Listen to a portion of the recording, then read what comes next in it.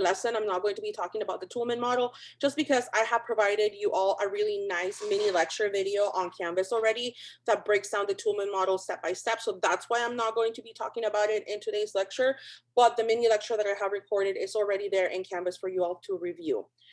So that's what I want you to focus on for chapters 5 and 6. And finally, for chapter 10, which is the chapter that you are required to read by next week, which is the one that talks about visual arguments. A quick reminder, if you don't have the 3rd edition of the textbook, you don't have this chapter. So if you bought the 2nd edition, you don't have the chapter 10 on visual arguments in the 2nd edition. So make sure that you reach out to any of your classmates in the class and ask them for the chapter.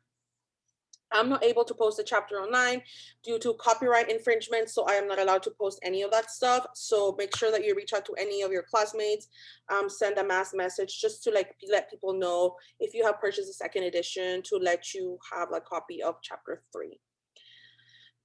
So that for chapter, not for chapter 3, for chapter 10, I mean. So for chapter 10, what I want you to go over is what are visual representations, which is one of the main things that is going to be discussed.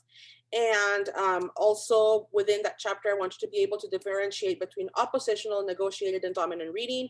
And again, next week, I will be going into a lot of detail when it comes to this on Tuesday on our lecture. But if you want to get started, it is here. This study guide will be available to you and it will be posted sometime tomorrow. If not today, sometime tomorrow or Saturday is when I'll have this posted, but you'll have access to your new module sometime tomorrow or Saturday.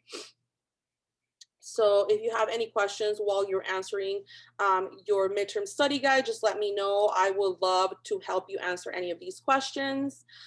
So yeah, just like let me know if you have any concerns in regards to that. So really quickly, let's go into chapter 5. I'm going to talk about propositions, and I'm just going to provide you with some examples for that. So let me quickly share the screen to my slides.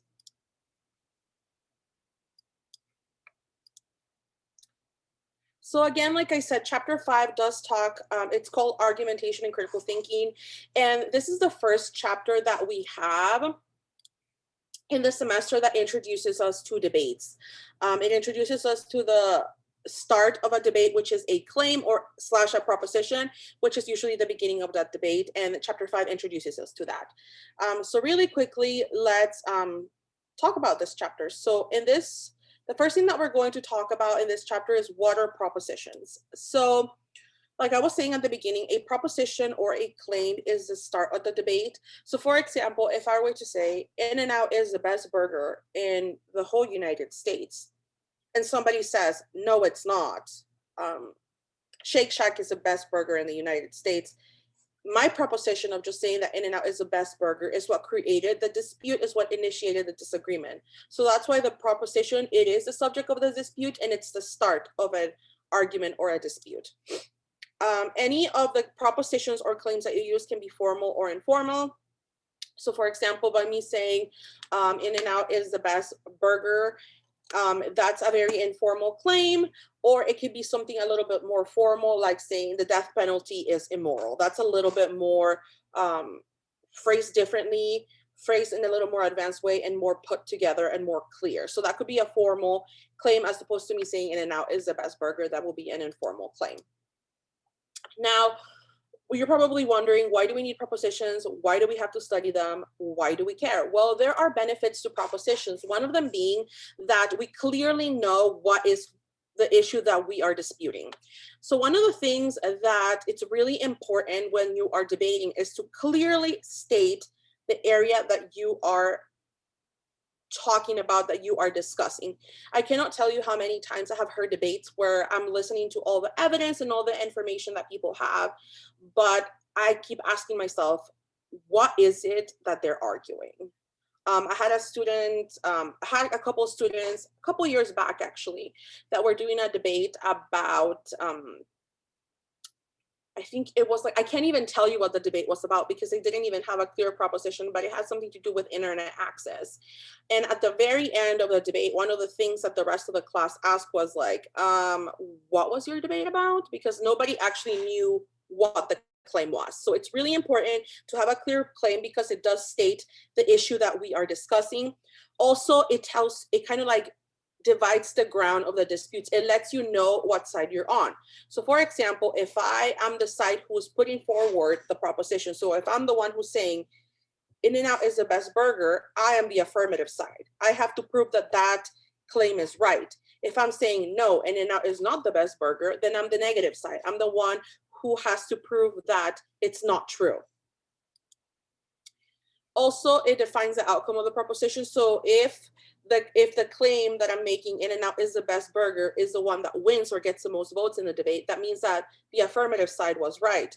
If I end up losing and the other side that says that there's other burgers that are better than In-N-Out wins, then that means that the negative side wins. So again, having a clear claim allows you to know which side you're on and allows you to see what will be the result of the outcome, which side will win. So it's really, really important to have a clear proposition. And kind of like fast forwarding to chapter 6 and the Toulmin model, that I highly recommend you watch that video that I posted online.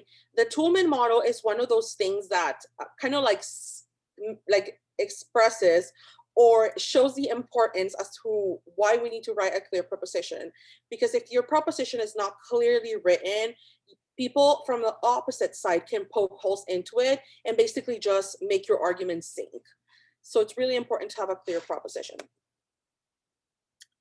Also, again, with the proposition, it does create a point of clash, like I was saying at the beginning. The moment that somebody doesn't accept the claim that I'm bringing forward, that's the moment that it creates a point of clash. Next thing that we're going to talk about is we're going to talk about the different types of propositions. Like you saw in the study guide, there are 3 different types of propositions, and we'll be talking about those right now. So the first type of proposition is called a proposition of fact. When we're talking about a proposition of fact, we're talking about a dispute that has to do with a factual statement. So for example, if I were to say the earth is round and you were to say, no, the earth is flat, that is a proposition of fact.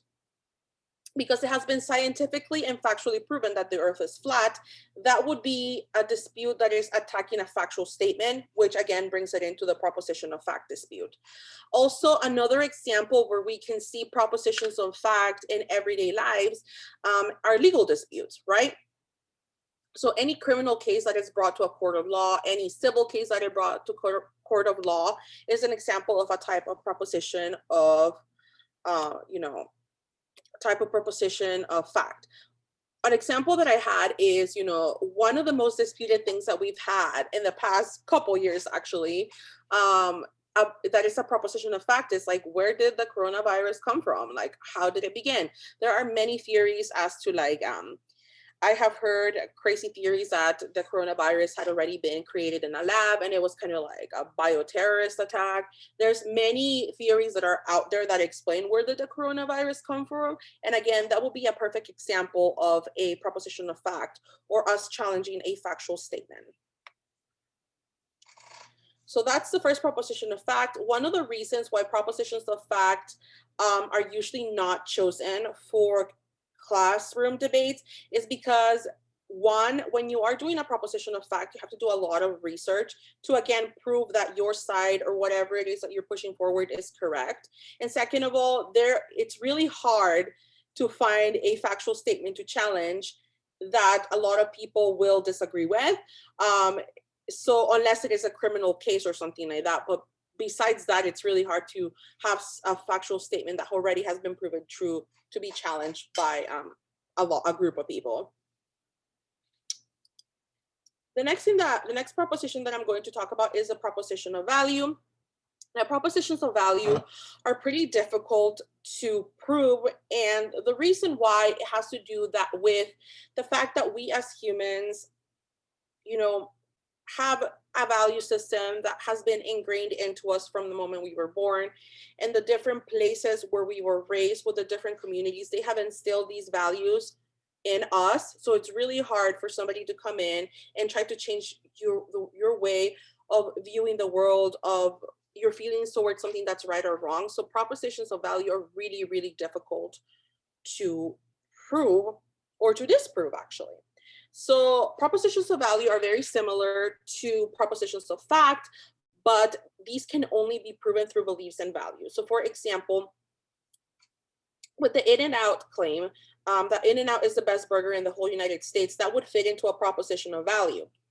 Now, it will be the reason why it can only be sold with beliefs and values is that people who are big fans of the In-N-Out burger will prove it with opinion-based information, belief-based information that this is the best burger, right? Of course, there are some factual evidence in there, like, you know, it has like fresh ingredients or whatnot, but most of the time when we are proving a proposition of value, we're looking at um, other person's opinions, beliefs that will back up what you're saying. So usually they're resolved through beliefs and values. And again, it is very difficult to solve a proposition of value because beliefs and judgments and values are very subjective. So each one of us, depending on how we were raised, our experiences, the group of people that we surround ourselves with, depending on all of that, it is really, really hard to prove or disprove something that we hold dear to our heart. It's like, think about it. It's somebody coming in and trying to shake up the entire foundation of where you had your life and somebody telling you that the way that you thought was wrong. So it will be really difficult. So an example of a proposition of value that I think a lot of us have probably thought about or have heard being discussed in the past or sometime in the present is that online dating is not a real way of finding love. So there will be a lot of people who can say, well, I found love on, you know, Tinder or Match.com or whatever. And it was the easiest way to find love for somebody who has a busy schedule, et cetera, et cetera. And somebody might say, no, it's not, because I had an experience. Person ended up stealing my social security number, my identity. So it's not the right way to finding love. As you can see, the examples that are brought up are more personal value experience based as opposed to the factual claim that requires, like, you know, scientifically proven factual evidence. So hopefully this is making sense to you all. I know that it is, like, you know, pretty dense to be talking about this, but I hope it makes sense. The next proposition is usually the one that I would use in a debate. If we were, you know, in a longer semester or if you were in a face-to-face class, this is the proposition that I would ask y'all to debate on, and it's called the proposition of policy. The reason why this ones are much easier to debate is because it follows a clear structure and it requires a little bit less time to prepare. So a proposition of policy is, you know, it's asking the audience to take an action, to take a stance, to do something, that some action should be taken to fix a very, you know, prominent, important problem. So that's what the proposition of policy is. And for example, my example of a proposition of policy is one that I have here. It says the government of California should require all public K through 12 schools to offer free breakfast for students.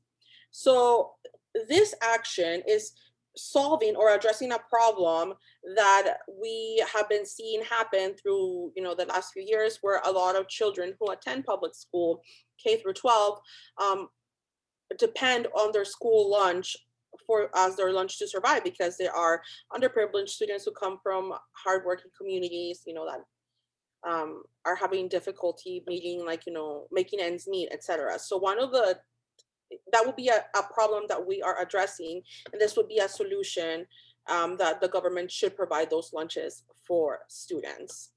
I mean, free breakfast for students. And I don't know if you have seen this happen, but during this time of COVID, a lot of schools actually, you know, they were closed obviously because of COVID, but a lot of schools still offered free lunches for their students during like a drive-by pickup or something like that, so that students could still have that lunch that they count on so badly. So that would be the example of a proposition of policy. So really quickly, after talking about the propositions of policy, I wanted to bring you in to a particular area that I think we have to discuss when it comes to propositions of policy. And I think this is a little difficult for us to understand. So even though I posted like a good amount of notes on this on Canvas, I think it's important for me to go over it. So one of the things that, the propositions of policy, the reason why, again, it's the one that it's often chosen to do in class debates is because it has a clear organization pattern to research for. So how do you craft a good proposition of policy? And you craft it by using what is called stock issues. So stock issues are areas that you need to prepare and are areas that you need to address in your proposition of policy. This allows you to be savvy when it comes to your research, meaning that you're not just researching for the sake of researching and just like accumulating information just to have that information. This is telling you the areas that you need to address to have a strong proposition of policy. So let's look at those areas. So the first thing that you need to be researching when it comes to a proposition of policy, and it's called the ill, or the problem in the system. So in the case of what we were talking about just a slide ago with the government providing school free breakfast for students from K through 12, one of the problems that we have is that a lot of these students come from low income families that have a difficult time making ends meet, and they depend on school food to survive the day, right? So that would be the problem in the system that we are addressing. Obviously, you would have to do a lot more research, develop that a little bit more, but that would be the problem that you need to research. So you need to research that particular problem. The next area that you will be addressing is the blame. And the blame is who is responsible for the problem. Now, clearly, a lot of you might be thinking, oh, wow, like there's like no one really responsible for that problem. Well, there are different ways that you can look at it. You can look at it how California has a really high, housing. Housing is really expensive in California, and you can explain how like just making, meeting rent is really, really difficult. So because you have to pay higher rent, we have less, money left over for other things. Or you can talk about the fact that there is a lack of like well-paying jobs, etc. It's up to you the way that you want to shape your argument. The next thing that you're going to be looking at is the cure, and the cure is another word for the solution. So in this part, you're going to be introducing the solution, and you're going to tell us how the solution is going to take place. So if we want the government of California to pay for these lunches, where is that going to come from? How is it going to take place? Is it going to come from the taxes? Is it going to come from fundraiser? Is it coming from private donors? Like, where is it coming from, right? You have to explain how it will be implemented and where we're going to get that. How is it just going to come into reality? Finally, the next area that you will be discussing is cost, meaning how much will it cost? So how much will it cost monetarily to implement this program? Is it going to have any emotional cost? Is it going to cause any emotional distress to a group of people? Will it cause a physical distress to some people? Not all of the propositions of policy that you'll discuss will have a monetary cost. Some of them might have an emotional toll or a physical toll. So again, when it comes to propositions of policy, the stock issues are the areas that you need to research when you are doing your research for that. And this will help you cover your bases really well, have a very sound argument, and make sure that you are researching in a smart way as opposed to just accumulating just evidence just for the sake of accumulating evidence. So hopefully that makes sense to you all when it comes to chapter 5. And really quickly, I just wanted to cover a little bit of chapter 6 before I let you go for today. Again, I will not be covering the Toulmin model in lectures, since I do have a lecture online that I think is extremely thorough. So I don't think you need me to go over it again. So we are going to be talking about chapter 6, and there is one area that I want to focus on. And I want to talk a little bit about inductive reasoning, the difference between inductive and deductive reasoning. And I wanted to talk about the syllogism. So those are the two areas that I'm going to talk about right now, just to make it clear for you all. So really quickly,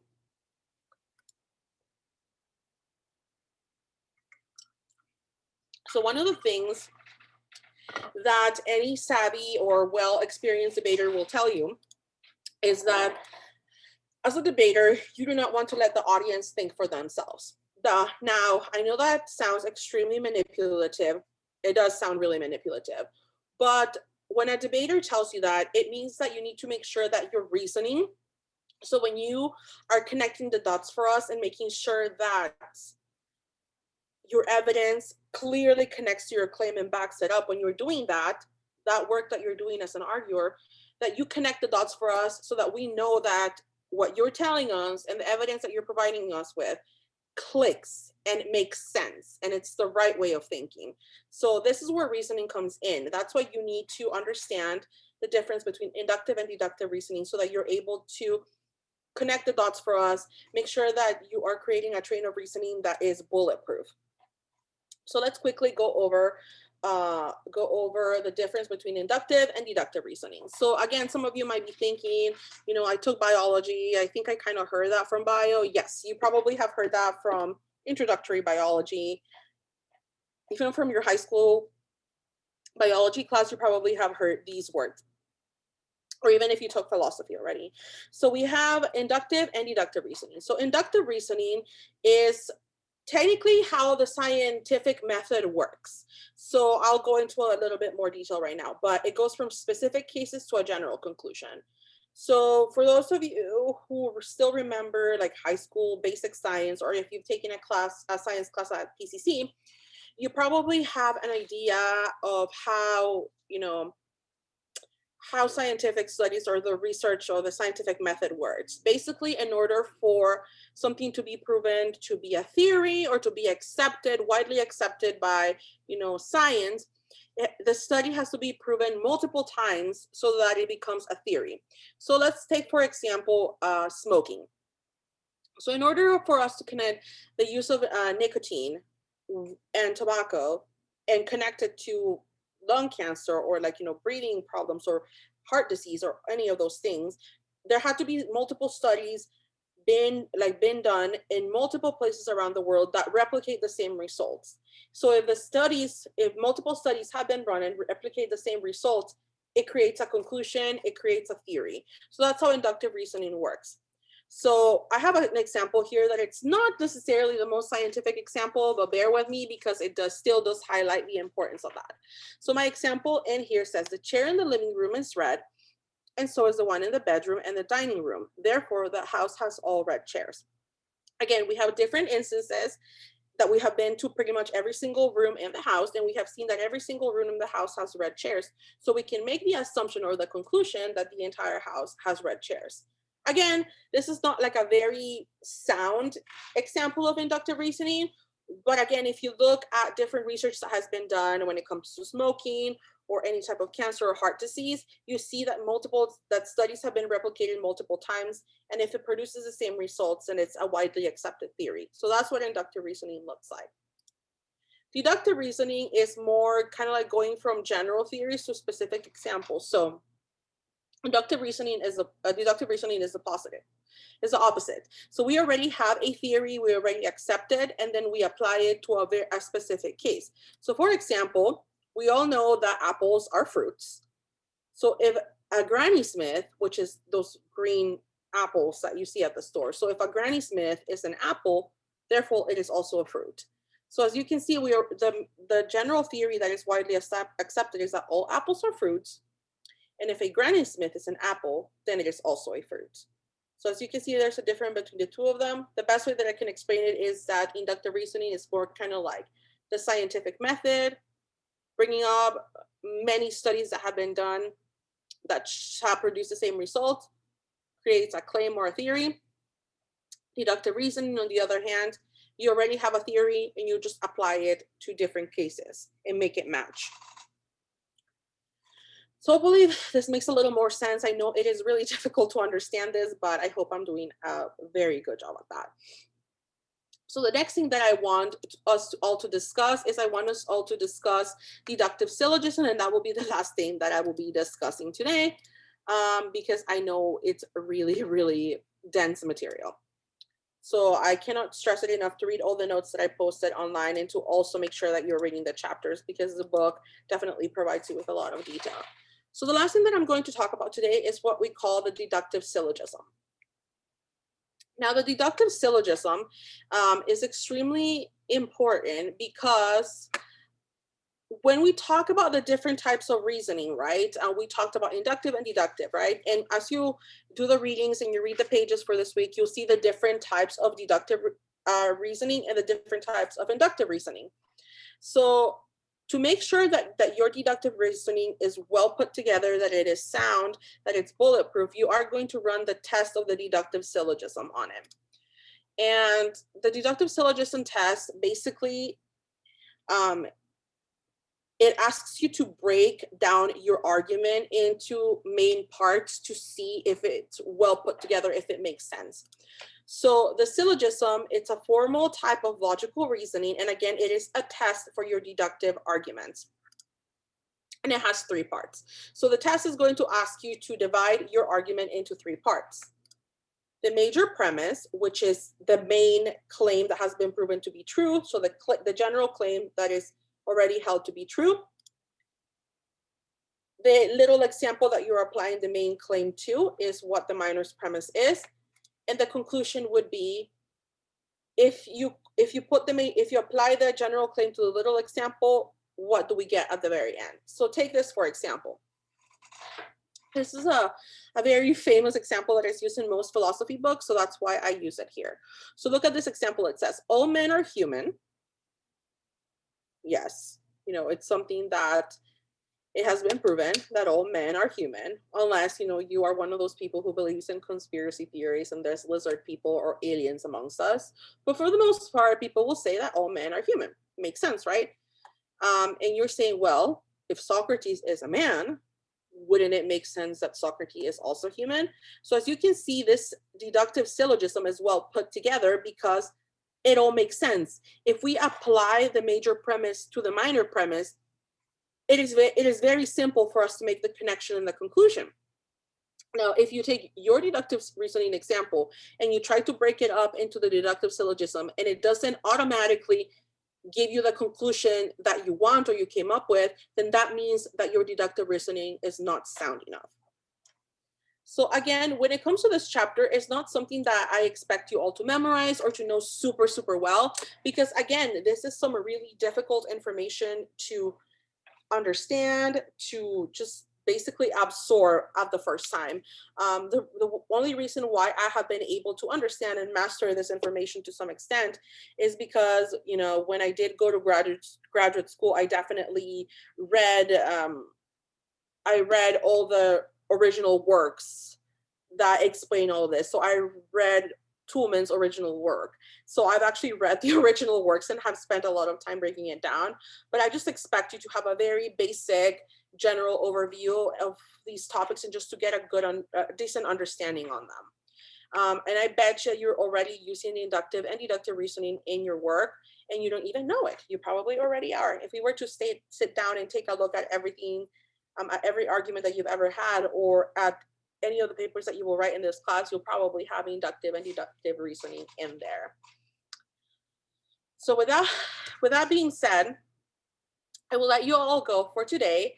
I want you to go ahead and take this time to go and complete your work. Make sure that you do the readings for the class, take your quizzes, complete the discussion posts. Everything is due tomorrow at 11:59 p.m. Please do not wait until the last minute to submit. Remember that we have, in order for us to keep our class open, we have to make sure that everybody does their work and it's not dropped from the class. Otherwise, the class will be closed. So we have a lot on our shoulders, folks. And with that being said, I hope you all have a lovely weekend. If you have any questions, shoot me an email. And happy Independence Day, y'all. Have a good weekend. Thank you. You too. Have a great weekend.